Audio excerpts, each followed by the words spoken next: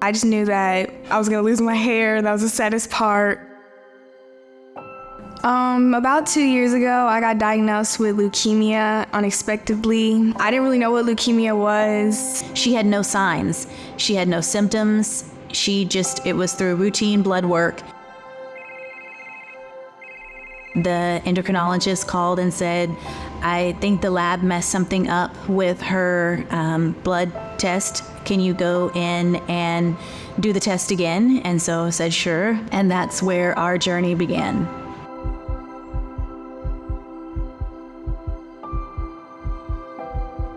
You know, it's always a difficult conversation. I'm sorry you have cancer and we need to change your whole life. And you're going to spend the next 6 months in the hospital and all these things are going to change. You can't go to school. The first couple months, it was pretty hard because my body wasn't taking the chemo well. So I was pretty sick. My whole body, it won't hurt, but it would just feel like, ugh. And I wouldn't want to get out of bed or I wouldn't want to talk to anybody. I literally just sleep.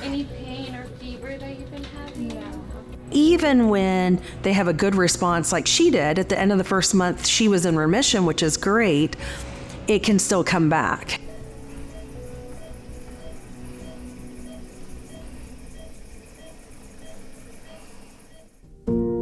When we first met Alexis and knew that she needed a transplant, the first step that we do is we type the siblings to see if we can find a brother or a sister who's a potential match.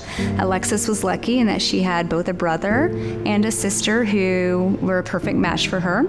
So they went through an evaluation process and we ultimately chose the brother as being the best match for Alexis. So me and my mom, we were on the walk and she showed me this video of a UCLA player that gave her his bone marrow to his sister. And my mom said, this might be you one day. And then I said that, yes, I would like to save my sister's life. And she started crying and she gave me a big hug. Transplant is the only cure for a lot of diseases. It's not an easy cure. It's not something that we take lightly or that can be done easily. But for these patients that do qualify for a transplant, it actually gives them a chance to beat their leukemia. I'm nervous that I will be in the hospital for a longer period of time and I will have to be isolated for 100 days.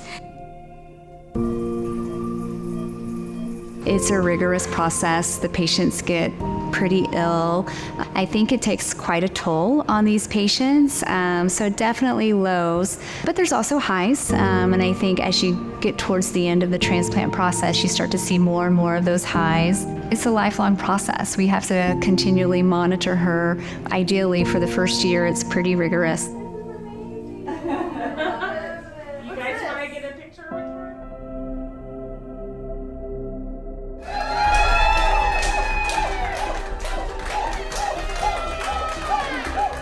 You know, this isn't where anybody wants to be, but being here and having the encouragement, the love, the support that we have at Children's, I'm forever thankful for that. Donations to Children's are very important to help us progress and to help us find better ways to treat these illnesses and diseases. I can go on and on about all the support that we have at Children's for the patients so that you're supporting the child in every way, seeing the kids and taking care of them, but also making sure that we have the cutting edge treatments so that you don't have to go somewhere else, that you can stay here and know that your child is getting the very best care. I just want to share my story because I know it's hard, for other kids that are probably going through the same thing. It's hard, probably sad that you're missing out on things, but at the same time, what God will take away, He'll give 10 times more. A normal hug, Nika.